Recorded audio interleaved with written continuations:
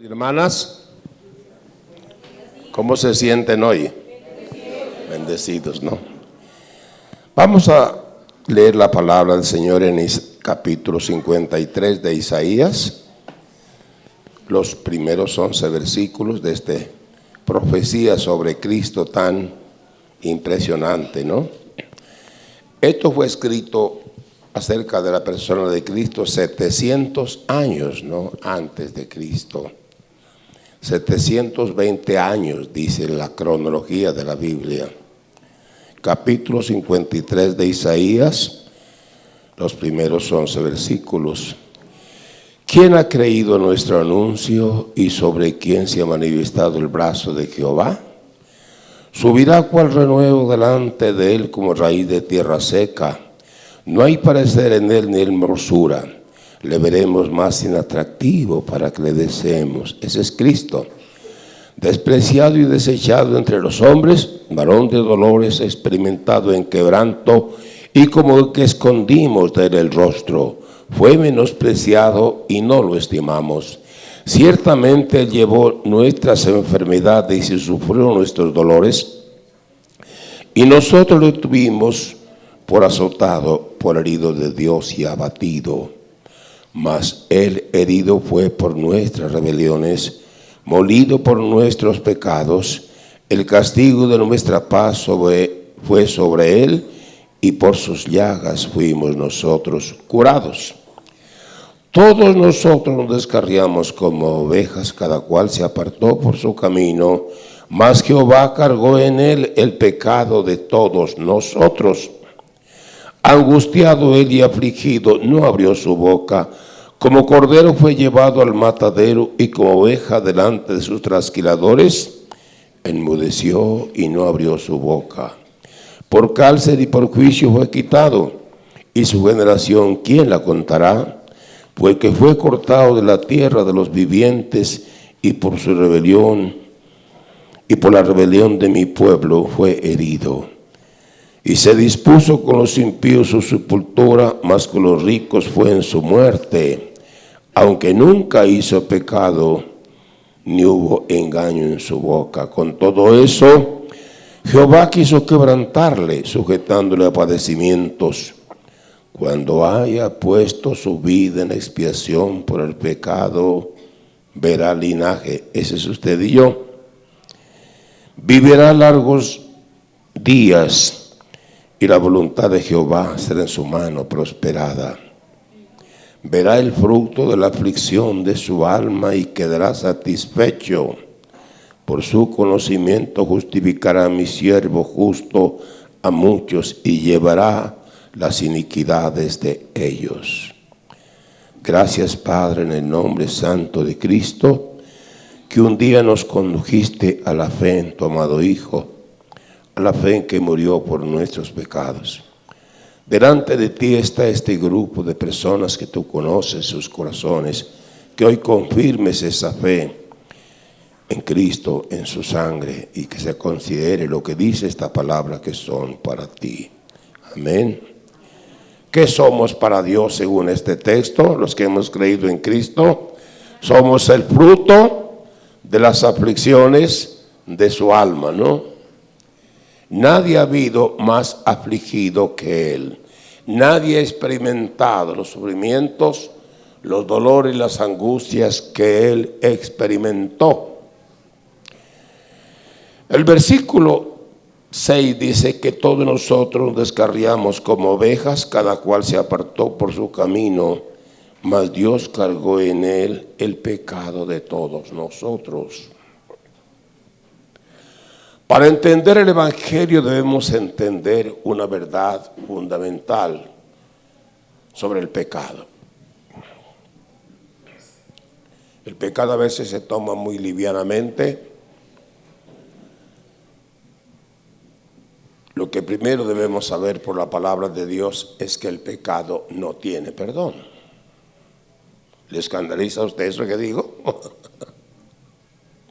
Para entender el Evangelio debemos entender que el pecado, nuestros pecados, no tienen perdón. A la luz de la Biblia, el pecado de parte de Dios, y siempre se haría eternamente, no cambia en absoluto, permanece inmutable. La respuesta de Dios al pecado es juicio, muerte y condenación. Usted dirá, ¿y entonces por qué la Biblia habla tanto de perdón? Por una cosa muy sencilla: Cristo compró el perdón. A veces los creyentes no tienen bien claro el asunto del pecado, ¿no? Si entendemos esta parte, que no existe perdón para el pecado, seguro vamos a tomar más en serio las cosas como realmente son. La Biblia tiene centenares de pruebas de que no existe perdón para el pecado. Pero ¿cuál es la prueba más contundente que nos da la palabra de Dios sobre la gran verdad de que no existe perdón? Es que para poder quitar nuestros pecados, Cristo tuvo que morir bajo el peso de sus pecados. La prueba más contundente es esa. Si hubiera perdón, Cristo no hubiera tenido que someterse a algo que no se puede explicar. Estaba profetizado esta palabra, mas Dios cargó en él el pecado de todos nosotros. Si no lo carga, todos estamos perdidos prácticamente. Y no solo los cargó, él tuvo que recibir el castigo. Abunda en el castigo de nuestra paz fue sobre él, dice, ¿cierto? Sí. Entonces, cuando usted lea en el Nuevo Testamento acerca del perdón, y aún va a encontrar en el Antiguo Testamento palabras sobre el perdón, está basado en que es un perdón comprado. Que alguien pagó el precio. Lo que Cristo pagó, lo que Cristo sufrió, no se puede explicar. ¿Qué sintió Cristo? ¿Qué sintió Cristo cuando Dios cargó el pecado de todos nosotros? Solo Dios puede hacer eso, y solo Cristo, su amado Hijo, por cuanto es el Verbo de Dios, el Hijo de Dios, el Todopoderoso, tomó un cuerpo humano a través de una bienaventurada mujer llamada María, una joven, y el propósito fue ofrecer su vida en sacrificio por nuestros pecados. En Lucas dice, en 22 dice esto. Primero dice, por ir más breve, que Cristo hizo 3 veces la oración, dice los evangelios, y la última fue esta: Padre, si quieres, pasa de mí esta copa. Era el sufrimiento de la cruz, mas no se haga mi voluntad sino la tuya. Luego dice, y descendió un ángel del cielo, y se apareció un ángel del cielo para fortalecerle. ¿Por qué le iba a fortalecer? Porque lo que iba a suceder enseguida es casi inexplicable humanamente. Dios cargó en él nuestros pecados. Por eso el siguiente versículo dice, debe ser Lucas 22, 42, y estando en agonía, oraba más intensamente, y era su sudor como grandes gotas de sangre que caían hasta la tierra. La angustia y el dolor fue tan profundo que su alma pura, su cuerpo sin pecado, muchos vasos sanguíneos se rompieron, se mezclaron con el sudor y caían como gotas. Eso costó quitar nuestros pecados. Fue eso todo, los cargó de ahí en adelante hasta la cruz. Duró 6 horas en la cruz. Y en la cruz, ¿sabe lo que sintió? Sintió lo que usted y yo hubiéramos sentido si no creemos en Cristo. ¿Qué sintió Cristo? Sintió lo que íbamos a sentir estando perdidos eternamente. Una de las consecuencias de estar perdidos eternamente es que ya no existen para Dios, por así decirlo. Están abandonados eternamente. Y por eso Cristo dijo, Dios mío, ¿por qué me has desamparado? Sintió la soledad de la perdición eterna en su propio ser. Pero luego hemos leído que somos el fruto de las aflicciones de su alma. Usted y yo, si nos hemos arrepentido y creído en Cristo, somos el fruto de semejante obra.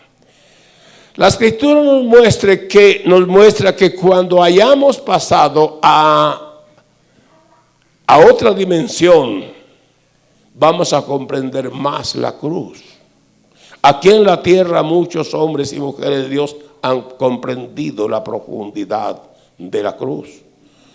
Uno de los hombres más excelentes, salvado y transformado por el poder de Dios, por el poder del Evangelio, es el apóstol Pablo, ¿cierto? Y Pablo, al contemplar lo que Dios hizo en la cruz, dijo: lejos esté de mí gloriarme sino en la cruz de nuestro Señor Jesucristo. Un hombre que tuvo tantas revelaciones, que recibió el Evangelio por revelación, que oyó palabras hasta del paraíso. Dice que no les ha dado al hombre expresar, dijo, la mayor revelación es saber por la palabra y por el Espíritu que Cristo murió. Cuando dice la cruz, se refiere al sacrificio de Cristo. No está refiriendo al madero, cuidado. Esa es la idolatría de la religión. Un palo. Ese es un palo viejo ahí. No es más. Usted y yo somos eso, el fruto de las aflicciones de su alma. ¿Por qué Dios pagó un precio tan grande? Primero, porque usted y yo, porque todos los seres humanos son creación de Dios, tienen mucho valor para Dios, ¿no? Todo ser humano, usted tiene un espíritu, tiene un cuerpo que le dieron sus padres, y tiene un espíritu y un alma que es creación de Dios.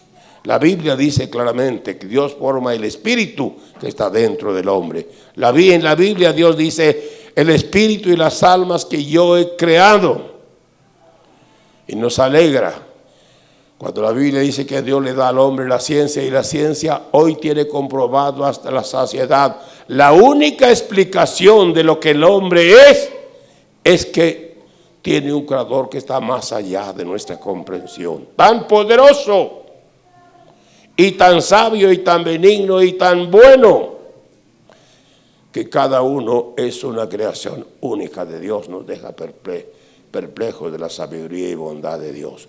Porque el hombre no es, como vulgarmente y mentirosamente se ha dicho, que es un ser evolucionado que viene del mico, del mono, todas las bestialidades que se ha dicho, cuando es anticientífico. Es una mentira a la luz de la ciencia verdadera. Eso es solo una hipótesis mentirosa, no más. La ciencia tiene comprobado hasta la saciedad que no hay otra explicación. El hombre es alguien tan especial. Hemos leído que aún en el mundo ateo, como en las universidades de Rusia, donde hay gente muy inteligente, el solo hecho de estudiar la mano, hubo un hombre llamado Leonardo da Vinci, ¿cierto? El hombre más sabio que ha existido. Ese estudió los 52 movimientos de la mano. La cátedra de anatomía en las universidades estudia eso. Los anatomistas de Rusia, los profesores, los especialistas, al estudiar todo eso y ver, todo es la clave, el poder de este dedito tan feo, ¿cierto? Pero que sin este dedo, la mano sería casi inútil. ¿Sabe qué dijeron ellos siendo ateos? La única explicación es que esta mano fue diseñada por alguien que está más allá. Nadie podía haber ideado algo tan simple. Y un dedo feíto tan feíto, dice, pero significa cantidad de cosas. La fuerza, sin este dedo, la mano no tiene fuerza. ¿Sabían? No tiene fuerza, pierde su fuerza. Y muchas otras cosas. ¿Cuántos venís? Usted es creación de Dios. Todos somos creación de Dios. Por eso a Dios le importamos tanto, que pagó ese precio tan inmenso para redimirnos del pecado. Porque como hemos reflexionado con algunos hermanos, ¿por qué Dios nos ama? Porque somos su criatura. ¿Y por qué la Escritura dice que la ira de Dios pesa sobre todos?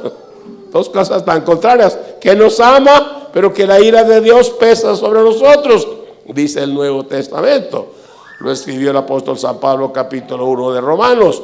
Nos ama porque somos su creación, tenemos la imagen de Él. No es que porque el hombre pecó contra Dios, ya perdió la imagen de Dios. Sí perdió mucho, perdió lo que vale, lo que no se puede contar, no se puede contabilizar lo que perdió, pero el hombre sigue siendo imagen de Dios. Lo dice la Biblia, tanto en Génesis como en el Nuevo Testamento, que seguimos siendo imagen de Dios. Pero habíamos pecado, violado su ley, y entonces pecamos contra Dios siendo impíos, pecamos contra nuestros prójimos siendo injustos, y entonces la ira de Dios pesa. ¿Cuántos saben que la ira de Dios no puede apagarse? ¿Sabían eso? Hay dos cosas imposibles: que un hombre peque y la ira de Dios no esté sobre esa persona. Y hay otra cosa: es imposible que la ira sea quitada. Pero Dios tuvo un solo remedio, una sola solución. El Hijo dijo: yo recibo el castigo de ellos, yo pago por ellos. Y en la Biblia, en la cruz, cayó la ira de Dios sobre él. La cruz no es cualquier cosa, la cruz es lo más asombroso. La Biblia nos muestra que ahora comprendemos una parte. Cuando pasemos a la otra vida, mire el Apocalipsis y verá que las canciones de Apocalipsis, ¿cuál es el tema de las canciones? La sangre de Cristo, ¿cierto? Desde el capítulo 1 dice: al que nos amó y nos lavó de nuestros pecados con su sangre, y nos hizo un reino y sacerdotes para Dios su Padre, a Él sea gloria. Y capítulo 5 vuelve a hablar que nos redimió con su sangre y nos hizo un reino de sacerdotes para Dios su Padre. Somos el producto, como decíamos anoche, más costoso que Dios tiene, usted y yo. ¿Cuánto valora la salvación de Cristo? Ahora, usted y yo, desde que nacimos, se nos ha enseñado que hay una salvación y una condenación. En la religión se nos enseñó a acumular méritos y más méritos hasta el día de la muerte. Entonces se va a saber si son malas o las obras buenas, y dependiendo de eso habrá salvación o condenación. Eso es lo más absurdo que hay. Parece lógico, pero la Escritura muestra que no hay ninguna salvación que el hombre pueda comprar, solo Dios. Porque recuerde, la ira de Dios no puede ser apagada. Por eso en una parte del Antiguo Testamento dice: les amaré de pura gracia, porque mi ira se apartó de ellos. Se apartó de nosotros, pero ¿por qué cayó sobre Cristo? Lo que causaba la ira de Dios por sus pecados, algunos son muy graves, ¿cierto? Gravísimos. La ira de Dios cayó sobre él y ya no hay ira sobre nosotros.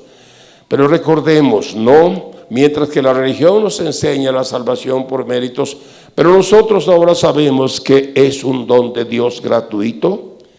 Eso dice la Biblia.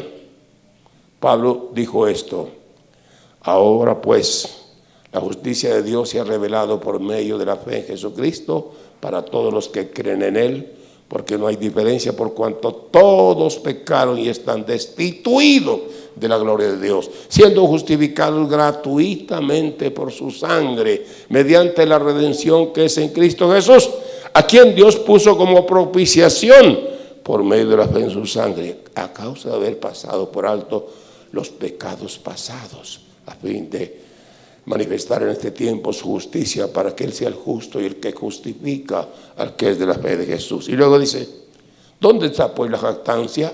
Queda excluida. ¿Por cuál ley? ¿Por la ley de las obras? No, dice, sino por la fe. Concluimos, dice Pablo, que el hombre es justificado por fe sin las obras de la ley, ¿no? Solo por fe en lo que Cristo hizo, porque es la obra que vamos a estar ahora. En parte nos gozamos, pero allá vamos a ver toda la grandeza de esa salvación, ¿cierto?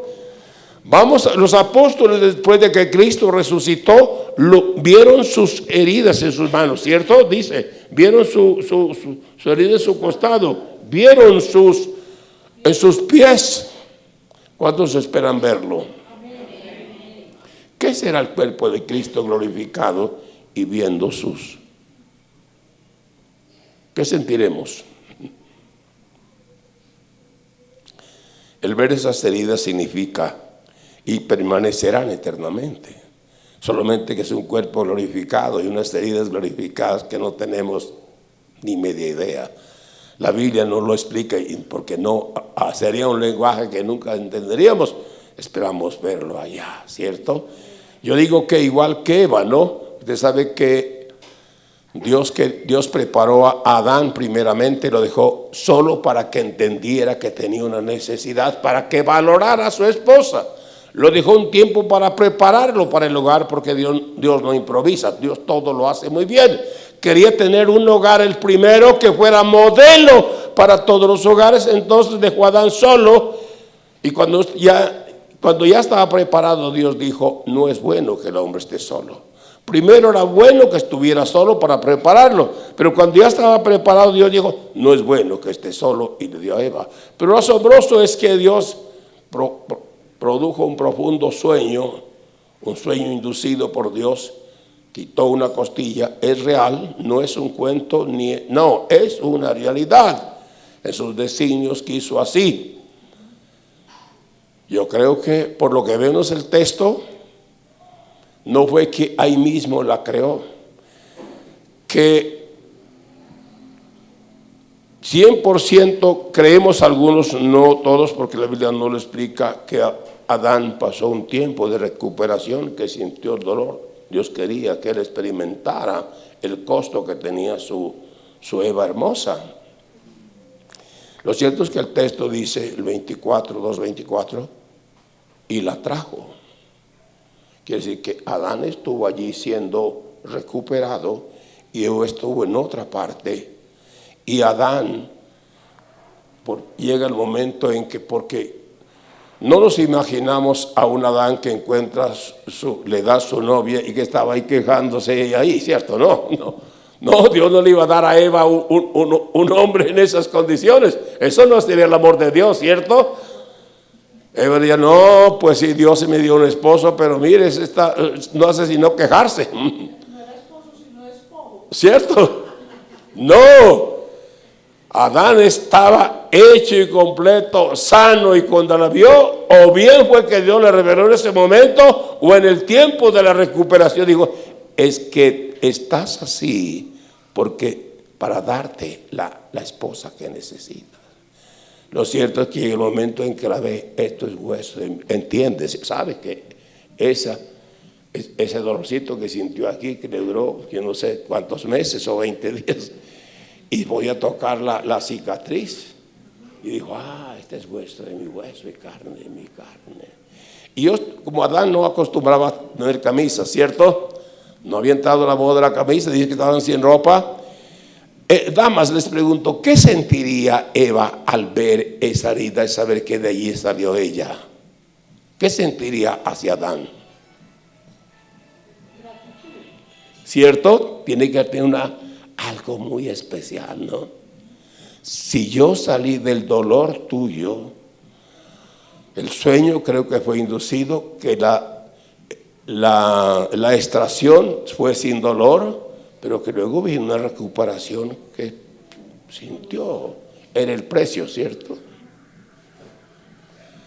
Eva podía ver esa cicatriz y decir, es el amor de Dios, la bondad de Dios, pero mi esposo pagó el precio.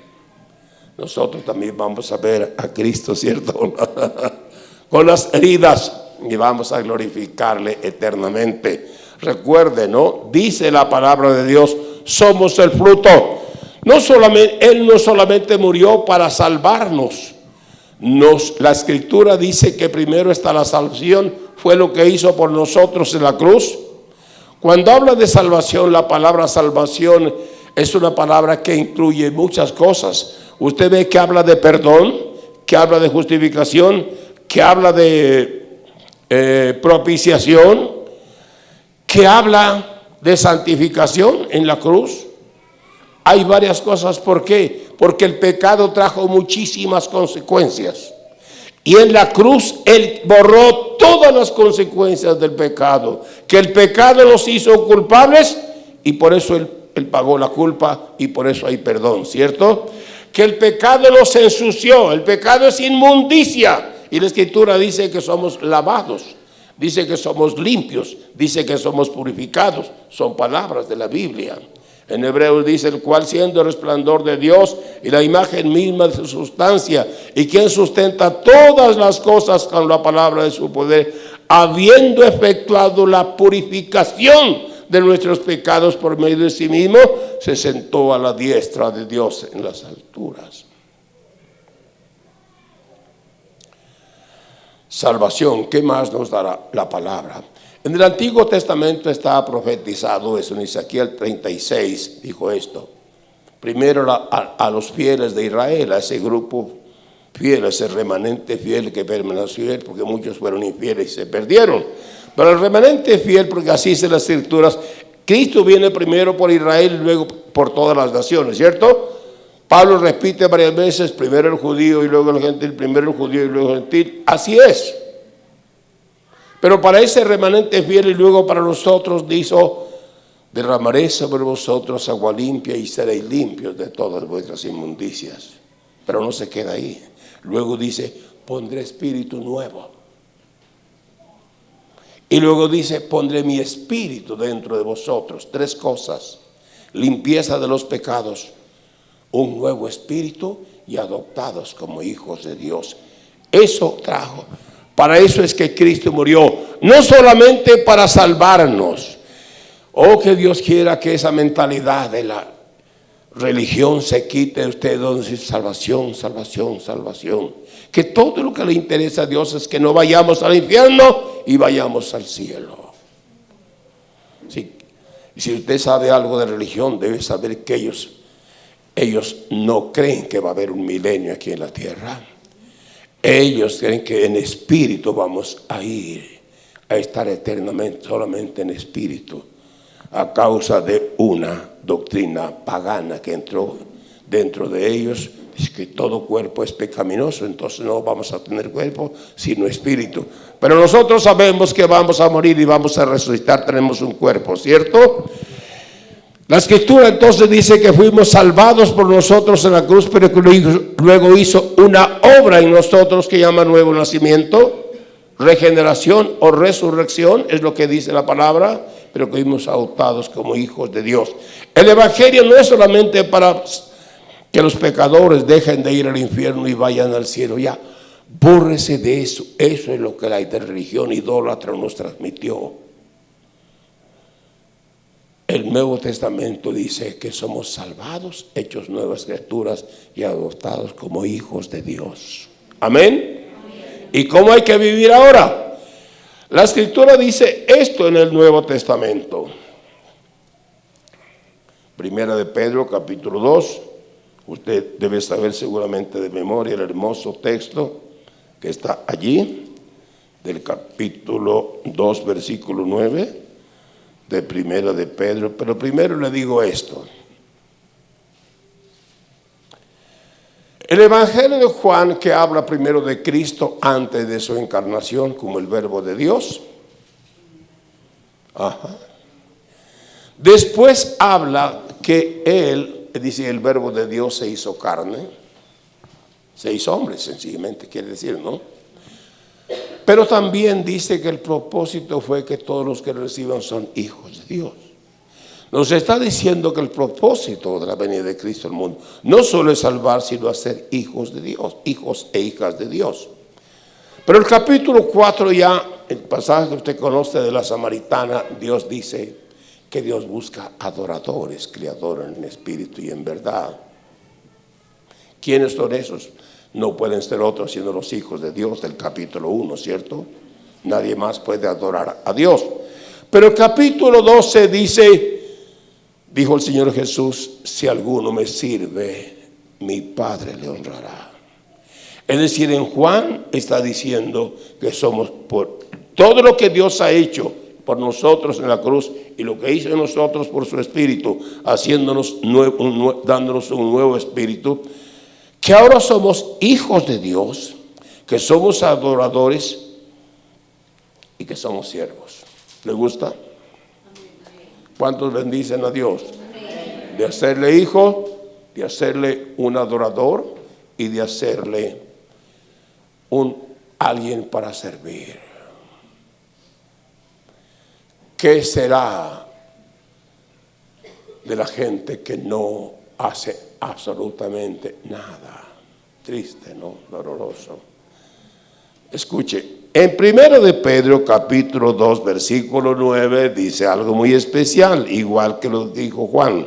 Mas vosotros sois linaje escogido, real sacerdocio, nación santa, pueblo adquirido por Dios para que anunciéis las virtudes del que os llamó de las tinieblas a su luz admirable.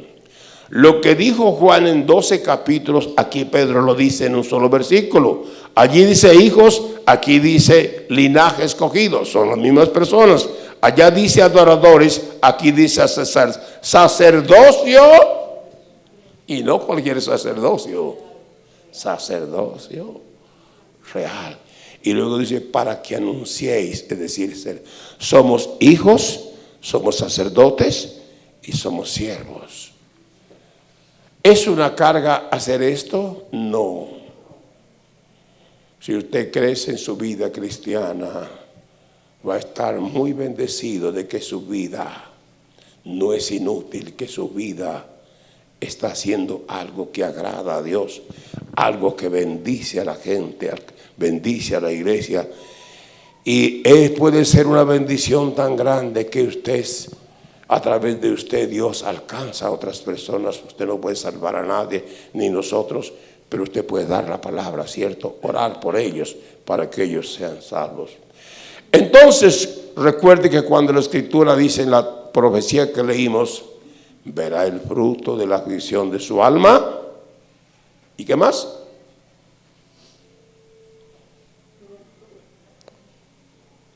El texto no se queda ahí, ¿cierto? Verá el fruto de la aflicción de su alma. ¿Y qué?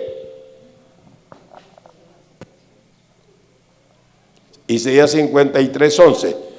Verá el fruto de la aflicción de su alma. ¿Y qué? Quedará satisfecho. Los hijos de Dios pueden vivir vidas tan excelentes que Dios esté satisfecho. Sienta. ¿Cuántos quieren satisfacer a Dios? Cristo vino para agradar a Dios, para servir a Dios. Él dijo, no he venido para ser servido, sino para servir y para dar mi vida en rescate por muchos. Cuando usted hace lo que Dios le agrada, usted está siguiendo la senda de Cristo, ¿no? La peor desgracia para el hombre es que vive solo para sí mismo, para satisfacerse, para su propia complacencia. Es la desgracia. Vivir como los irracionales, ¿cierto? Vivir como los cuadrúpedos. Comen, beben, crecen, se reproducen. A nadie le gustaría morir como las bestias, ¿cierto? Qué desgracia, ¿no? Qué desgracia. La Biblia dice que estimada es a los ojos la muerte de sus santos.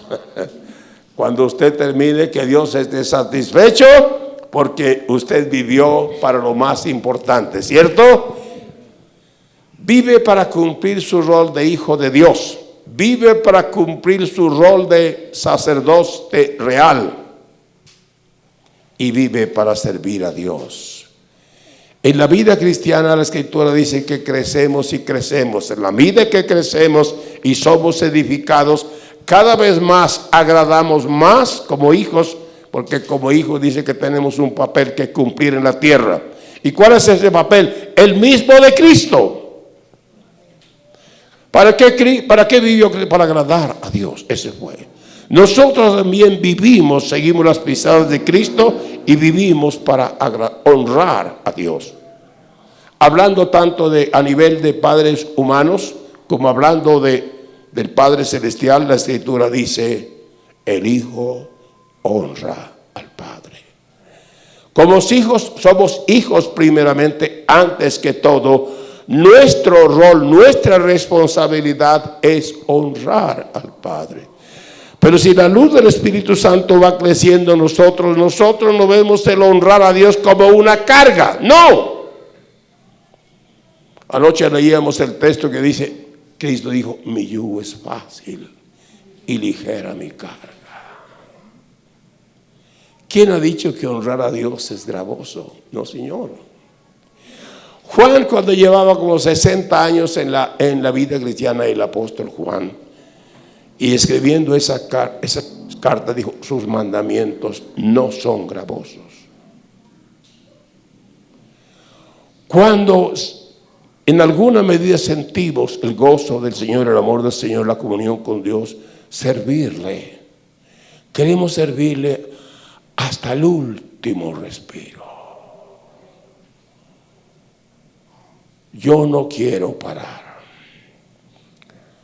Yo quiero vivir intensamente. Lamento estar viejo, aunque mi esposa me dice que estoy viejo si no acabado, dice ella.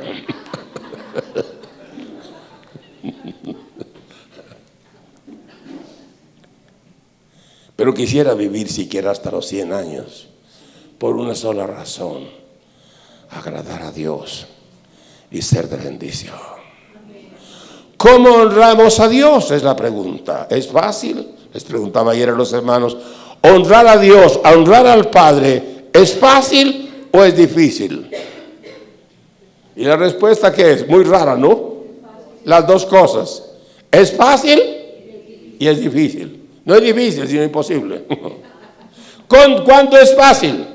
Cuando nosotros atendemos a la palabra que nos dice que después de ser llamados al arrepentimiento y a la fe en Jesucristo, y obedecimos, nos arrepentimos, creímos en Cristo y fuimos bautizados, hay un llamado a la comunión con Cristo. Comunión con Cristo es un contacto en nuestro espíritu con Él.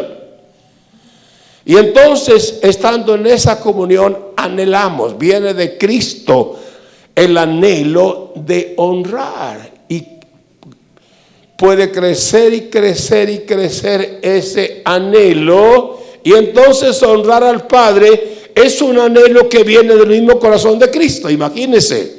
Por eso Cristo, recuerden capítulo 15 de Juan, ¿cierto? Un capítulo, más de medio capítulo está para ilustrar que así como la vid es la uva y tiene unas ramitas, y esas ramitas producen fruto por una razón, están adheridos, ¿cierto?, a la vid. Así dice nosotros. Él dijo ahí: yo soy la vid verdadera y mi Padre es el labrador. Todo pámpano que en mí no lleva fruto lo quitará, y todo aquel que lleva fruto lo limpiará para que lleve más fruto. Ya vosotros estáis limpios por la palabra que os he hablado. Permaneced en mí, yo en vosotros. Como el pámpano, si no permanece en la vid, no puede llevar fruto. Luego dice: yo soy la vid, vosotros los pámpanos. El que permanece en mí y yo en él, este lleva mucho fruto, el fruto de honrar. No depende de nosotros, depende de estar conectados en comunión con Él, porque Él advirtió: sin mí nada podéis hacer. Si estamos desconectados con Él, vivimos en nuestra condición humana sin ese contacto, sin esa comunión, entonces honrar a Dios es imposible. Nadie honra a Dios con sus propias fuerzas. ¿Es que acaso cualquier cosa le honra a Dios? Es una buena pregunta, ¿no? ¿Qué es lo que más le agrada a Dios? Debemos saber. El único en todo este universo que honra a Dios, que agrada a Dios, es el Hijo. Las demás cosas, la creación sí le honra, porque es su creación y funciona hermosamente por su poder. La Biblia muestra que Dios se glorifica en eso. Y hay tantas cosas en esta creación que le honran, cosas que usted y yo no vemos, que solamente Dios la ve. Eso sabemos ahora, que hay en este universo cosas tan asombrosas que el ojo del hombre no puede ver. Pero si de verdad se trata de agradar el corazón del Padre, solo Cristo. Y cuando usted y yo hemos atendido el llamado del Padre que nos ha llamado a la comunión con Cristo y vivimos en esa comunión con Cristo, entonces honrarle casi que es un anhelo. ¿Cuántos bendicen a Dios? Y por supuesto los hijos de Dios viven como hijos de Dios, ¿no? Los hijos de Dios se perdonan. Los hijos de Dios se soportan. Los hijos de Dios se sirven. Los hijos de Dios se sirven los unos a los otros. Es algo que aprendemos, porque somos niños y todavía estamos inclinados a mirar los males y señalarlos, ¿cierto? Horrible. Eso es no amar. Pero vamos aprendiendo que la Escritura dice, bajo la ley decía, si quieres que Dios te perdone, perdona tú primero. Si perdonas, Dios te perdonará. Pero eso fue bajo la ley, porque bajo la gracia dice, perdona, porque Dios ya te perdonó todo. Qué lindo, ¿no? Cada vez que a usted le moleste algo de su hermano, recuerde, dice, como yo te perdoné, tú perdónalo todo. Como yo te soporté, tú soporta a los demás, a todos. ¿Cuántos quieren vivir como hijos de Dios? Amén. Perdonando, son palabras de la Biblia, soportando unos a otros con amor, es bíblico, ¿cierto? La Biblia nos habla de aprender a vivir una vida en reciprocidad. Hay como 20 cosas, no las vamos a decir ahora, de vivir perdonándonos, amándonos, orándonos por otros, soportándonos a otros, sirviéndonos unos a otros. Todas esas cosas somos llamados a vivir esa clase de vida. El mundo lo ve. El mundo lo ve.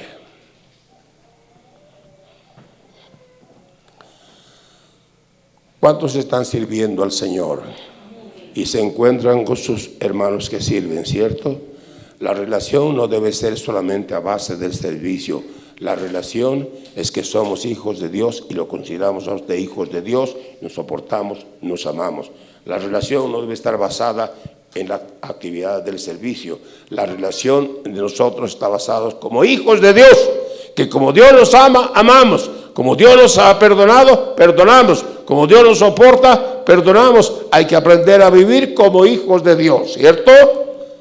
Que no contristemos al Espíritu de Dios y que el Espíritu de Dios se mueva con poder. ¿Por qué dijo sacerdocio real? Dice, ¿no? Sacerdocio real. Después de linaje escogido, el texto dice sacerdocio real. ¿Por qué dice real? Porque antes hubo un sacerdocio que no era real, era de un orden inferior, el sacerdocio levítico que ofrecía sacrificios de animales.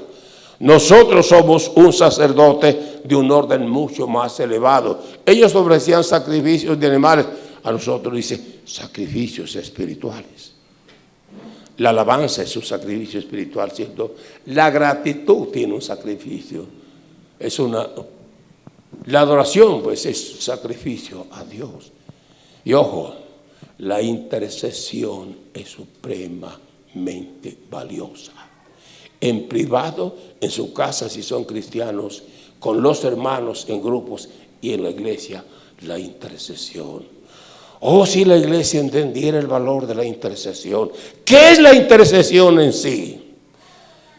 Muy sencillo, es lo que dijo Cristo.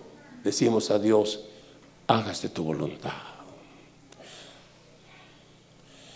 Dios ama el sacerdocio. Para Dios es hermoso el sacerdocio, según la palabra. A los israelitas apenas los libertó de la esclavitud. Una de las cosas que les dijo, según capítulo 19 de Éxodo, versículo 6, dice, y vosotros me seréis un reino de sacerdotes y gente santa. Oiga, originalmente Dios quiso que todo Israel fueran sacerdotes, hombres y mujeres, sacerdotes y sacerdotisas. ¿Qué es un sacerdote? ¿Qué es la labor de un sacerdote? La palabra, etimológicamente, la palabra sacerdote significa uno que está en medio. ¿En medio de quién? En medio de Dios y en medio del necesitado que está acá. ¿Qué cuadro, no? Usted, una mañana, estando en comunión con Cristo, está delante de Dios y está orando. ¿Por quiénes? ¿Por quiénes? Primero dice por todos los santos. Por todos, los que le caen bien y los que le caen mal, ¿cierto? Porque como humanos, cuando no hayamos crecido todavía, algunos hermanos, aunque sean flaquitos, nos caen gordos, ¿cierto? Así somos humanamente. Pero como hijos de Dios aprendemos que todos son valiosos, ¿cierto? ¿Y quiere aprender algo bien valioso? Cuando usted ore por los creyentes, los que conoce, ore primero por los que no les caen medio como gordos, algo así.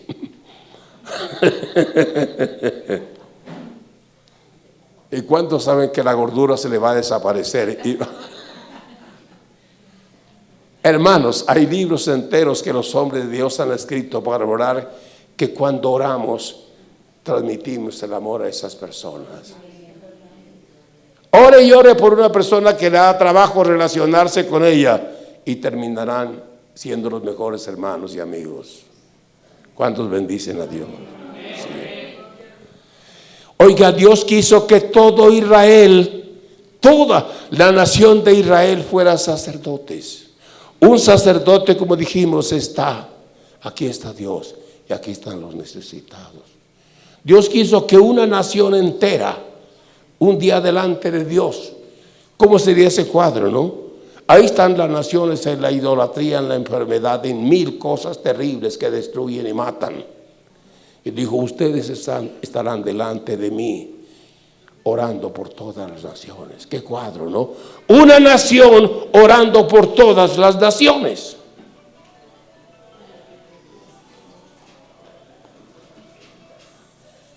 Me ha cautivado la palabra que dice Pablo: quiero que todos los hombres, quiero que los creyentes, dice, oren levantando manos santas sin ira ni contienda. Póngase de pie un ratico. Ajá. Todos de pie. Allí está Dios en el cielo. Y detrás de usted están todos los creyentes, los de esta congregación y de otras congregaciones de doctrina cristiana, ¿cierto? Son nuestros hermanos. No los ignore ni los critique, sino todos levantando sus manos hacia Él. Padre, diga, Padre, en el nombre de Jesús, sigue obrando en tu pueblo. Obra por tu espíritu. Transforma nuestras vidas. Glorifícate en ellos. En el nombre de Jesús. Pero la palabra dice también orando por todos los hombres. ¿Quiénes son los hombres? Todos los demás que no son creyentes. Voltéese hacia allá con sus manos hacia el cielo. Padre que estás en los cielos, repita conmigo. Tú conoces el dolor. Tú conoces el sufrimiento. Tú conoces el peligro de que se condenen. Ten misericordia de ellos y alcánzalos con el poder de tu evangelio. Prepara cada congregación para alcanzar a los perdidos en el nombre de Jesús. Hágase tu voluntad en tu pueblo y hágase tu voluntad en los que no te conocen. Lo pedimos en el nombre de Cristo. Amén. Pueden sentarse, hermanos. Era un ejercicio, ¿cierto? Dios valora tanto eso, porque es seguir la senda de Cristo. Cristo estuvo delante de Dios, ¿cierto? Él dijo, Padre, lo que ellos te deben, lo que te han pedido, yo lo pago. Y pagó en la cruz. Porque Él es rey, profeta y sacerdote. Los sacerdotes ofrecen sacrificios, ¿cierto? Y Cristo ofreció su vida. En la cruz Él estaba por usted y por mí, delante de Dios. Él dice, ustedes también son sacerdotes y van a hacer lo mismo durante el resto de la vida. Pero la Escritura dice que somos siervos también. Cristo dijo, si alguno me sirve, capítulo 12 de Juan, versículo 26, si alguno me sirve, mi Padre le honrará. ¿Le honrará? Qué promesa, ¿no? ¿Cómo le honrará? No será lo mismo en todos. No será lo mismo. Él mirará en lo que más necesita usted. Él mirará lo que más le puede bendecir. Puede ser en la economía. Puede ser en el matrimonio. Le pregunto a los esposos, ¿cuánto vale una esposa buena? Y la Biblia dice que los padres nos pueden dar una herencia, pero que nos puede dar una esposa es Dios. Una esposa en la voluntad de Dios. Yo estaré agradecido toda la vida por la novia y esposa que Dios me dio. No puede medirse lo que vale una buena esposa. 46 años en el ministerio y ya vamos para 50 el año entrante. ¿Cuánto habrá sufrido Jocelyn? Y ha estado tranquilamente soportando todas las tonterías, todos los caprichos, porque somos tan imperfectos, ¿cierto? Es la realidad. Nunca somos todo lo que queremos ser como esposos, nunca somos eso. Pero ellas son capaces de soportar. ¿Le parece? Yo estaré agradecido toda la vida de alguien que como persona era para mí lo más lindo. Pero no solo es hermosa, es que ha sido capaz de sufrir hasta lo indecible. Pobreza, enfermedades, injusticias, tantas cosas. Y allí, como dicen, al pie del cañón. ¿Cuántos bendicen a Dios? Pero luego dice que somos hijos, somos sacerdotes y somos siervos. Como hijos honramos al Padre. Como sacerdotes cumplimos nuestro sacerdocio. La intercesión solo es una parte. La gratitud es una parte del sacerdocio. La alabanza es una parte del sacerdocio. La adoración es una otra parte. Pero algo más. Cuando estamos entrando en el conocimiento de Dios, amamos a Dios, que se cumple lo que está escrito. Está escrito, Pablo dijo esto, para ser ministro de Jesucristo a los gentiles, para que los gentiles le sean ofrenda agradable, santificada por el Espíritu. Los sacerdotes ofrendamos cada día nuestra vida a Dios, hombres y mujeres, porque amamos a Dios. Y ofrendarla. ¿Cómo es una ofrenda? El sacrificio y ofrenda, eso que se ofrecía en el altar, ofrenda se llaman ofrendas, se llaman sacrificios. ¿Para qué se ponían allí? Para que ardiera. ¿Hasta cuándo? Hasta que se consumen. ¿Cuántos quieren que así sea su vida? Que el Espíritu de Dios arda en usted, amando a Dios y amando hasta que su vida, igual que esas ofrendas, esas terminaban en un poco de cenizas blancas, ¿cierto? Usted va a terminar vestido de lino fino, limpio y resplandeciente, dice la Biblia. Si no servimos a Dios, usted servirá a algo. ¿Va a servir al dinero? ¿Su patrón es el dinero? La Biblia dice, el que ama el dinero no se saciará de dinero. Cae en la maldición de que se hace esclavo, plata y plata y plata. Se acuesta pensando en la plata y se amanece a pensar en la plata. Yo escuché de dos hombres en la costa. Comenzaron de jóvenes, dinero, dinero, dinero.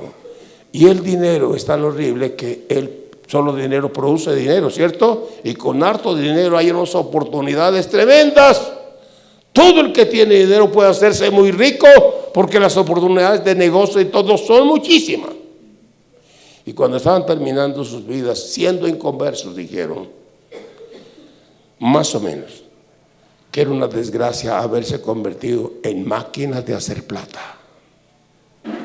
Un ser humano creado para lo más valioso, convertirse en una máquina. Y cuando termina, viejos que ya ni pueden comer lo que les gusta porque están gastados, ¿no? Usted quisiera ser así.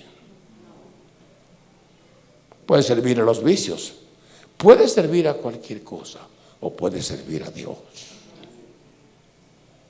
La Escritura dice que un día vamos a ser galardonados. Uno de los últimos mensajes en el Apocalipsis es: he aquí que vengo pronto y mi galardón conmigo para recompensar a cada uno según sea su obra. Dice que hay coronas, que hay galardones, que hay premios, que hay recompensas para los que sirven y servimos con gratitud a Dios, ¿cierto? Esos tres privilegios tan grandes de hijos, sacerdotes y siervos, estaremos creciendo. ¿Cuántos quieren crecer toda la vida por ellos? ¿Cómo crecemos? El que nos hace crecer es el Espíritu de Dios. En la palabra, en la ilustración de la vid y los pámpanos, escuche lo que Cristo dijo: yo soy la vid verdadera y mi Padre es ¿qué? El labrador. Que usted es pámpano, yo también, y que Cristo, el Padre está perfeccionando nuestras vidas, está limpiando nuestras vidas para llevar fruto para Dios. Si no servimos a Dios, perdemos la vida. Vivimos en vano como las bestias. Si no servimos a Dios, serviremos a otra cosa. Algunos siervos de Dios de mucha experiencia han dicho: si no somos esclavos de Cristo, servidores de Cristo, vamos a ser esclavos de otra cosa. Pero escuche, también se ha dicho con mucha verdad: entre más esclavos somos de Cristo, más libres nos sentimos. Más gozo y paz sentimos para la gloria de Dios. ¿Cuántos van a honrar a Dios? A exaltar a Dios como sacerdotes e interceder que se haga su santa voluntad en la iglesia, en todo este pueblo, el más religioso, uno de los más religiosos de Antioquia, donde más templos hay, ¿no? Es un milagro que usted se ha convertido. ¿Cuántos bendicen a Dios? Ajá. Dios por su Espíritu nos capacita, ¿no?, para hacer ese trabajo. Una de las labores que tenemos que aprender es el ayuno y la oración, hacerlo bien. Hemos hablado con pastores y ellos saben ya qué es el verdadero ayuno. El ayuno no es fuente de nada, pero es la manera de acercarnos al que es la fuente. Es Cristo, ¿cierto?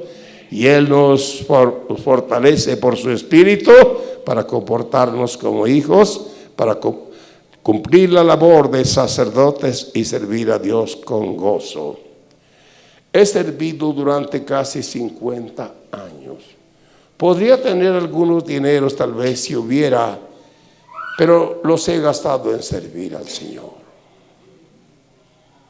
A duras penas tengo donde vivir porque Dios me lo dio, me lo regaló. Mi esposa lo sabe. Pero bendecido de haber servido al Señor. Qué bendición aprovechar al máximo la vida. Servir al Señor es seguir las pisadas de Cristo, quien dijo: no he venido para ser servido, sino para servir y dar mi vida en rescate por muchos. Anhelamos cumplir el propósito de Dios, honrarle como hijos, exaltarle como sacerdotes, servir como siervos.